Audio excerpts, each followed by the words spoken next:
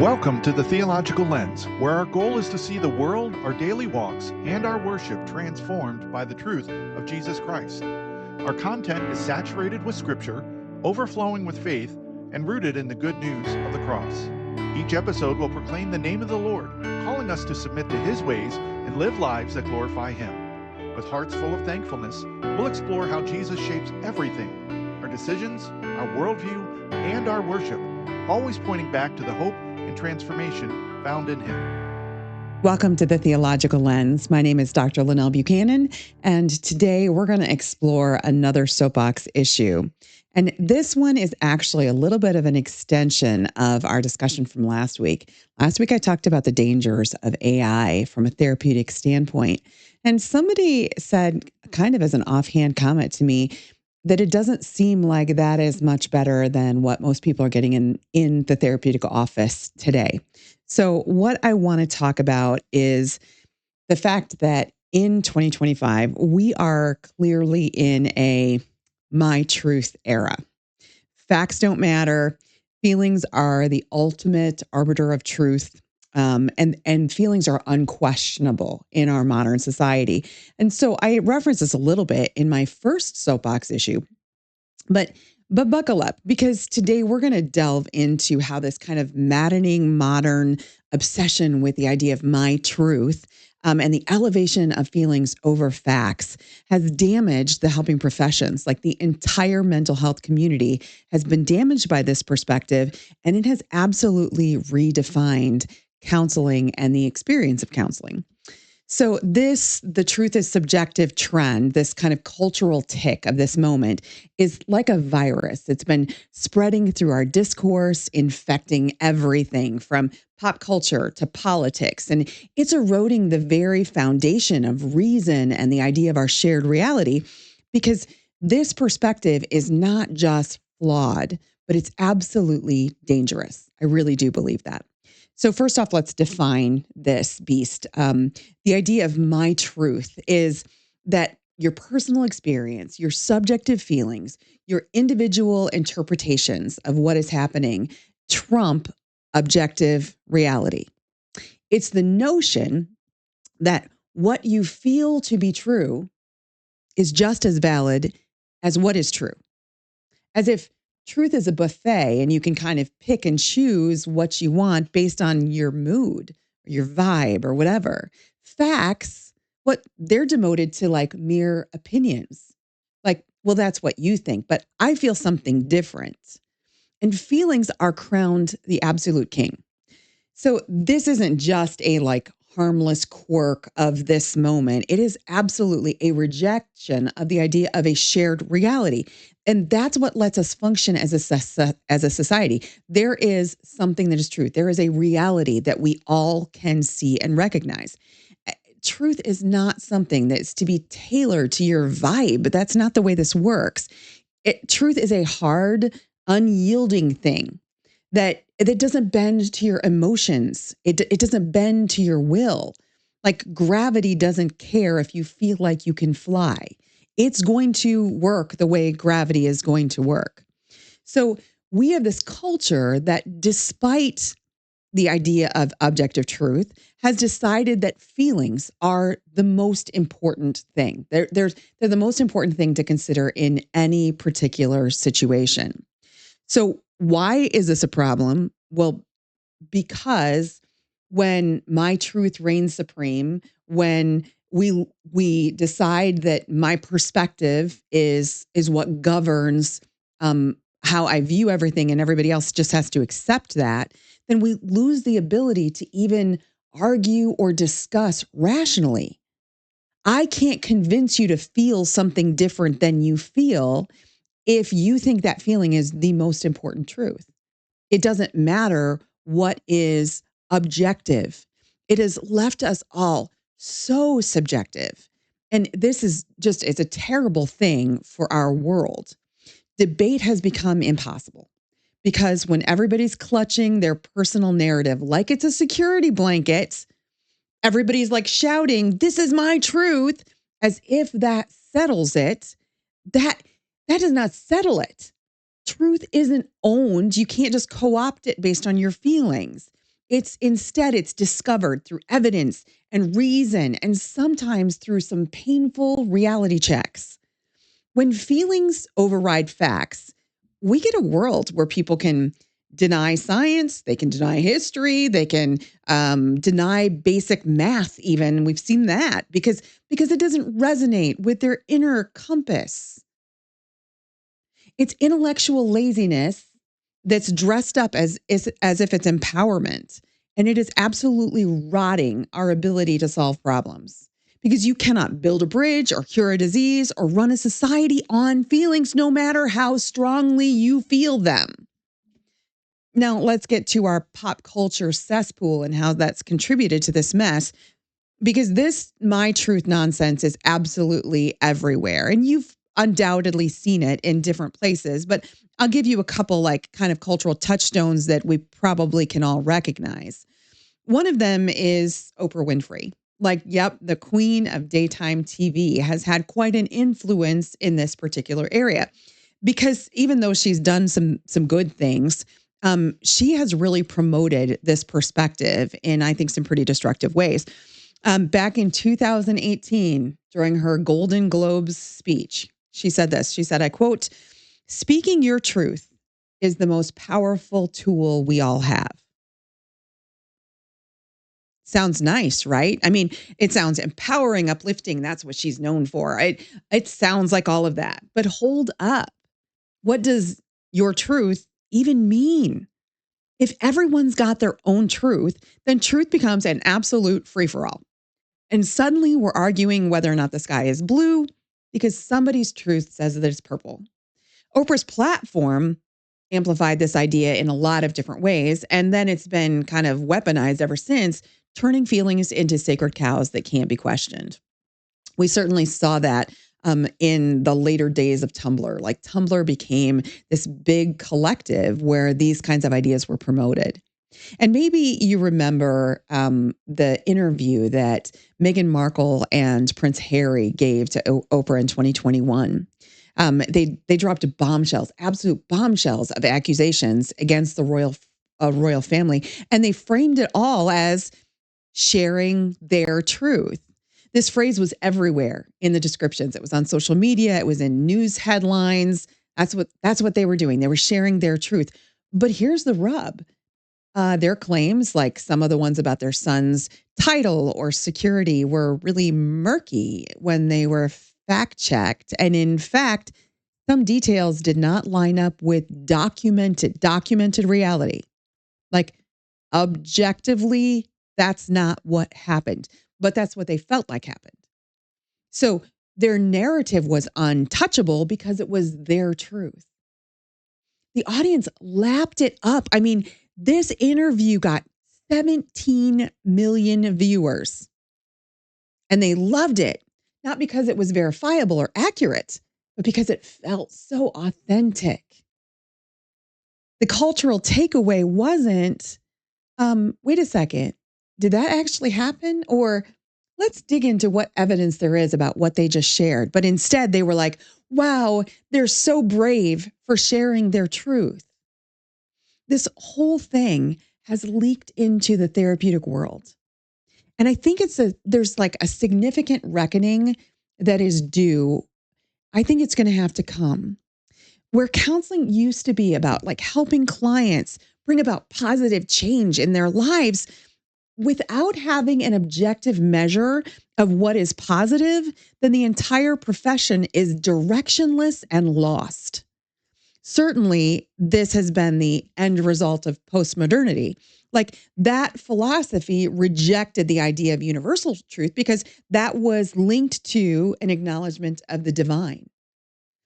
The unwillingness to submit to a creator who has designed us to live within his moral framework has led to an embrace of humanism that produces absolute moral chaos, with each doing what is right in their own mind.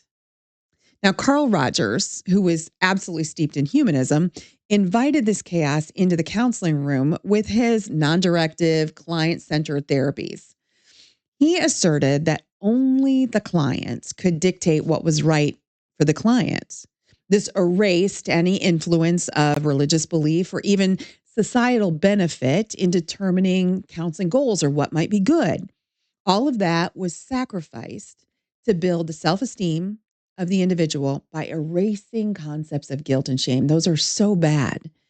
And so we just have to remove the idea of those morals, of those perspectives so that, the client doesn't feel bad. Decades later, all of those chickens have come home to roost. If you look at therapy today, you'll notice that a lot of it leads very heavily into non-directive techniques, even going far beyond what Carl Rogers had postulated to really land in an area of comprehensive affirmation, validating every feeling, every thought, without necessarily pushing for change. Yep, it's how they feel. Who is anybody else to say that it's bad or that it should be different? It's like the therapist role has become just nod and say, that's valid, that's okay, rather than guiding clients towards action, growth, change. Why did this happen? Well, we become more aware of things like mental health stigma, of trauma, of the need for safe spaces. Therapists want to avoid anything that feels judgmental or risks a potential of re-traumatizing a client. And culturally, we've seen this huge emphasis on individualism and self-expression. The idea that all feelings are inherently valid and shouldn't be questioned has emerged. Social media has played a really significant role in this too. If you scroll through any platform, any of them, you will see messages like, your feelings are always valid. It's a beautiful sentiment. But when it dominates therapy, it can create a dynamic where the therapist becomes more of a cheerleader and less of a guide. The result, the pendulum has swung from let's challenge people and let's help them grow to let's affirm and accept them and make them feel good. No questions asked. And while affirmation might feel good, it does come at a really significant cost. So, what's the problem with a therapeutic approach that's all about affirming feelings? Well, on the surface, it sounds wonderful. Who doesn't want to feel understood? But this has run wildly amok. In 2015, this story just kills me, folks. In 2015, the story broke of a 21-year-old woman named Jewel Shuping who felt that she should have been born blind. She said that the feeling started when she was very young. And whenever she thought about being blind, it made her feel comfortable. It just felt like a warm blanket wrapped around her. So as she got into adolescence, she started copying the behaviors of people who are visually impaired. She wore dark glasses and she used a cane, and she worked hard to learn Braille, even though her eyes worked perfectly fine. She went to a psychologist who supported her feelings. And she supported her feelings so much that after putting a few blocks of a numbing agent into her eyes, this mental health practitioner, I'm going to say that again, this mental health practitioner, a licensed psychologist, put droplets of drain cleaner into Jewel's eyes and made her blind. Took her perfectly healthy vision and destroyed it permanently. This is real. A psychologist had a client with a diagnosable mental disorder, body integrity identity disorder. And instead of treating this delusion, she instead destroyed healthy eyes. Somebody explain that to me. That is crazy. It's happened in other places as well. I mean, at one point, counselors, therapists, psychologists, they were seen as critical evaluators and gatekeepers. As an example, insurance companies and doctors would require letters from a licensed mental health provider for somebody who wanted to pursue a sex change, or what's now referred to as gender affirming care. The idea was that we better have these patients who want to pursue this, we better have them assessed and make sure that this is actually a good next step. Make sure that there's not another reason that we shouldn't do this kind of stuff. Now, I understand it was agreed upon that these treatments were a serious step. I should think so. They should not be pursued recklessly. The idea that somebody who is pursuing hormones and surgeries should prove that this is something that is good and not affected by something else. I think gatekeeping should happen because those kind of treatments have permanent, lifelong implications. I mean, puberty blockers and cross-sex hormones have some devastating effects. They can contribute to problems like sterility, osteoporosis, and a lifelong inability to ever have an orgasm. So, yeah, we shouldn't do these things willy-nilly. But it turns out placing confidence in our current mental health community to be those gatekeepers was probably not wise. If you look online, you can find an absolute myriad of mental health workers, people who have licenses to do this, who are advertising in their services that with as little as a 20-minute phone call, they will give you a support letter so you can pursue gender-affirming care. No questions asked. I mean, at least not any questions that would take longer than 20 minutes. That's not good assessment. That doesn't give you time to ask hard questions. That is blind affirmation with an absolutely reckless disregard for the costs that the client will pay for the rest of their lives. There's a reckoning that ought to come about that. The number of detransitioners is exploding, and many of them believe that they were failed, and I agree with them, by a mental health system, the entire system at large, and also by individual therapists in specific, and I agree with them. I think they were failed. It's heartbreaking to me. I believe that affirming and supporting every feeling that an individual has without any critical examination or evaluation is absolute malpractice. Some clients are fully delusional. We know they exist. Others just aren't seeing the full picture, but are trapped in their own subjective and often inaccurate perceptions of the world around them. I'm going to break this down into like 3 reasons why I think mental health professionals must reject this affirm and support only model of therapy. And the first one is really about stagnation or the failure to help. When therapy focuses only on affirming feelings, it can leave clients stuck. When I was doing my practicum, I did an intake for a girl who came into the counseling center of this college. And she was in an absolute panic. I mean, on the verge of hysterics. She was so upset. And I took her into a room to probe to find out, how can the counseling center help? Like, I want to help. She was absolutely shaking with fear as she told me that somebody was stalking her and that she was afraid for her life. I mean, she was experiencing serious, overwhelming fear. At this moment, I was thinking that the police were going to need to be involved in whatever was happening here. So I started asking some questions. I wanted to find out more about these threats. And she explained that all of this had just happened. She had gone out to her car after class and she had found 2 dings in her door that weren't there before.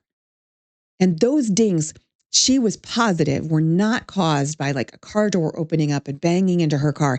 These were clearly done by a ball peen hammer, and they were very clearly a threat.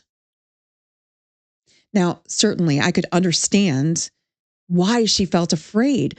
It was kind of a reasonable response in what she thought was happening, how she was interpreting her circumstances. But truly, honestly, I really wanted to investigate a little bit. I had been parking in those same lots. And certainly my vehicles had some new scratches and dents that hadn't been there before. I had a suspicion that she might have been parking next to some of the same people that I had been parking next to. And maybe there wasn't any sinister implication, but I couldn't be sure. From an emotionally affirming perspective, I could tell her, it's okay to be anxious. That is a natural response to what you are experiencing. This is normal. And that validation could be seen as so important because it establishes trust and makes the client feel safe with sharing those emotions with their therapist. But if the session ends there, what good have we done? If we haven't given any tools or strategies to manage those feelings, we haven't given any potential for reframing or reinterpreting, then the client might leave having been heard, great, but no closer to solving their problem. Following the clinic's protocol, I set up an appointment with this young woman for the next day when she would actually receive some counseling services. But the next day, she came tripping into the counseling center and said to me, "Oh, I won't need that appointment after all." I was blown away by the change in her demeanor. What happened? What was so different from yesterday? And she explained that she'd been so upset that her dad had driven all the way from her home, hours away, to have a look at what was going on. And as soon as he looked at the side of her car, he said, "Honey, that was caused by somebody opening their door too far and banging it in. See how this was scraped here? See this little paint? This was caused by someone else." I'm so glad that he could alleviate that. I'm so glad that he could make her feel better. I'm so glad that she had the relief, but she wouldn't have gotten the relief from a therapy that just says your emotional responses are natural and normal and understandable and valid. That wouldn't be enough. In her case, the solution came from challenging her assumptions. It became not normalizing, not supporting her emotional experience, but pushing her to a healthier response and a happier one too. It happened because she changed her perspective, not because her perspective was just supported without any consideration or evaluation. If we hadn't had seen that challenge, if her dad hadn't said, "You're wrong, sweetheart," then she would have been stuck in that same panic and anxiety. And for how long? How many weeks could she come into the counseling center 2 times a week to talk about how panicked she was and leave there just as panicked, but having felt heard and affirmed? And that's the issue for me. Counseling should be a bridge to action, not a cozy place to stay parked. If we only affirm, we really do risk keeping clients in the same emotional loops that they came in with. So, here's some things that I think we need to do beyond just the recognizing the damage that can happen when we don't push people to growth and change. I think we need to recognize that avoidance of discomfort is not good. And that seems to be what some of this affirmation model is about. And here's something I've learned in my journey. Growth is uncomfortable.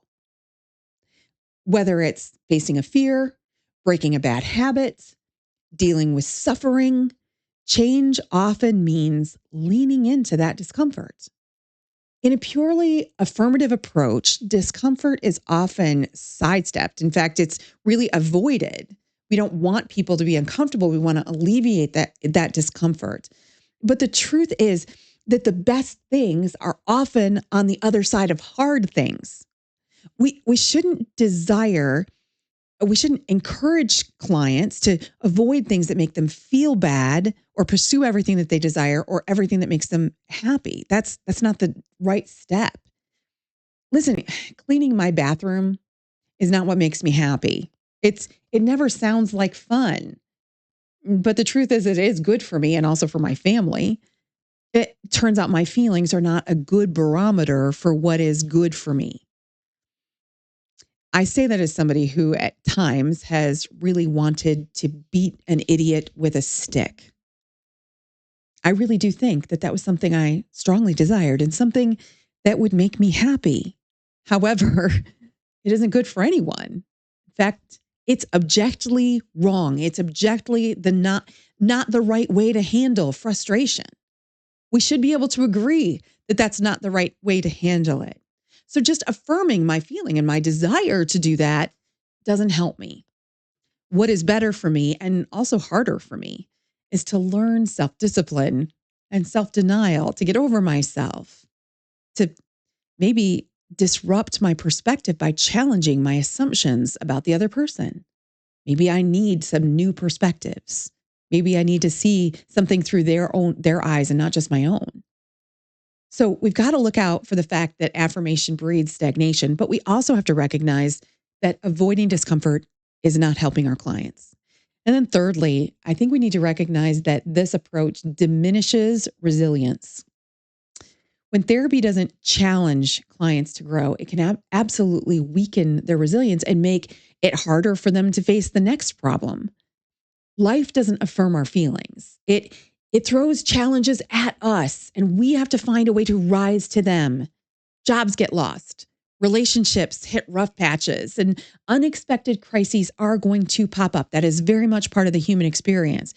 Therapy should be a training ground that builds the mental and emotional muscles to handle those challenges, not a bubble that shields us from them. A counselor should confront us with our weaknesses and help us stretch and work to grow stronger. A counselor should confront us with our weaknesses and help us stretch and work to grow stronger. Now, this year I had back surgery. And so for the last few months, I've been seeing a physical therapist. And I'm going to tell you, Shannon is absolutely amazing, at least at the beginning of the session, because at the beginning of our session, she'll ask me about what's hurting, what's been sore, and she will massage those tight muscles or ligaments or tendons, or I don't know what she's working on in there, but I have to say it feels so nice. And I can sometimes just melt into that table and want to just stay there.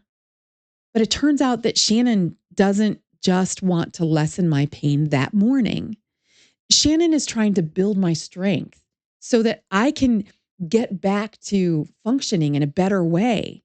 She wants to give me these exercises, and some of these exercises are just mean. Some of them are torturous, even. Sometimes I wish we could just use the entire time for massage, but instead, where massage would make me feel good for a short time, she wants to set me up for the long term.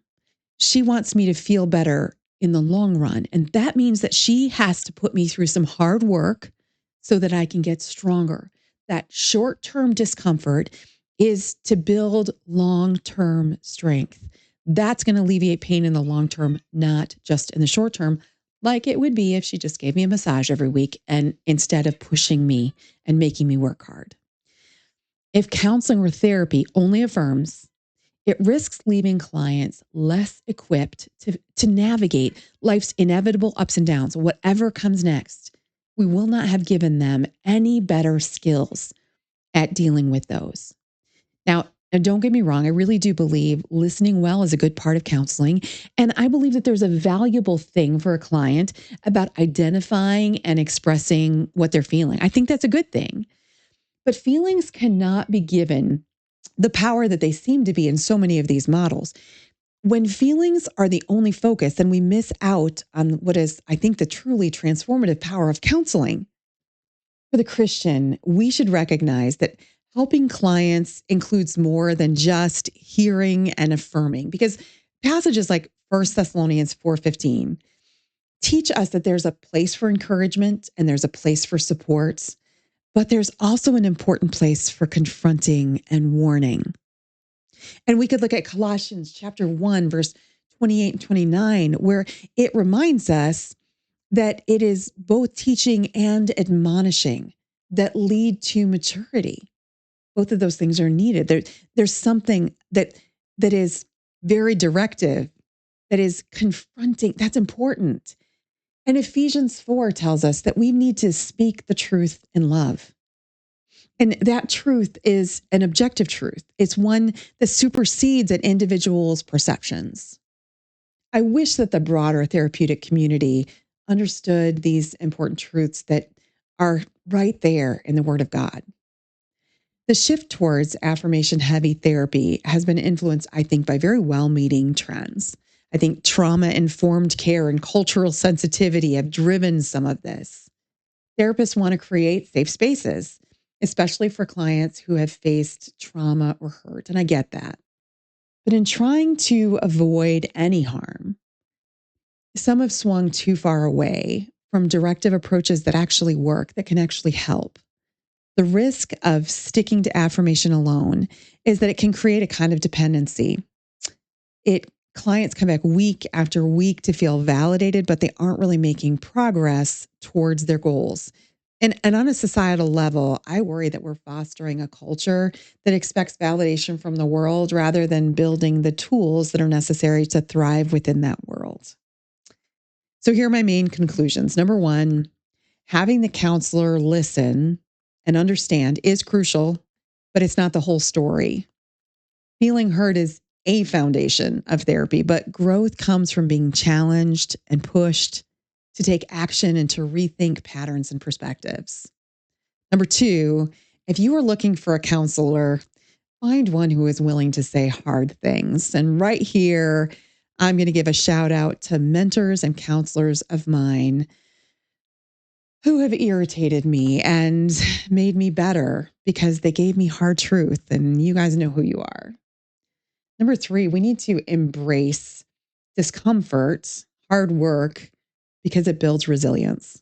Counseling should help you build a strength to face life's challenges.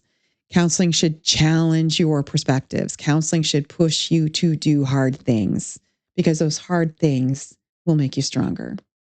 So, certainly in the chaos of 2025, our world needs a therapeutic experience that helps you grow, not just feel good in those moments in the counseling office. So, that's my 2 cents on the topic. And I would love it if you would share your thoughts and experiences below. Do you think a reckoning for this profession is due and deserved? I would love to hear your comments. So I would see you next time on the Theological Lens, and that will not be next week because next week I will be celebrating my 30th anniversary with my husband. We are going on a cruise and I can't wait. But our next episode should come on September 22nd, and I will look forward to sharing more with you then. If you enjoyed what you just heard, we invite you to like the episode and, if possible, leave a positive review. If you know someone who could benefit from this content, please share it on your social media. We also ask that you subscribe and follow so that you don't miss any of our upcoming episodes. We are so glad that you chose to be with us today. We hope that you will join us again next week on the Theological Lens.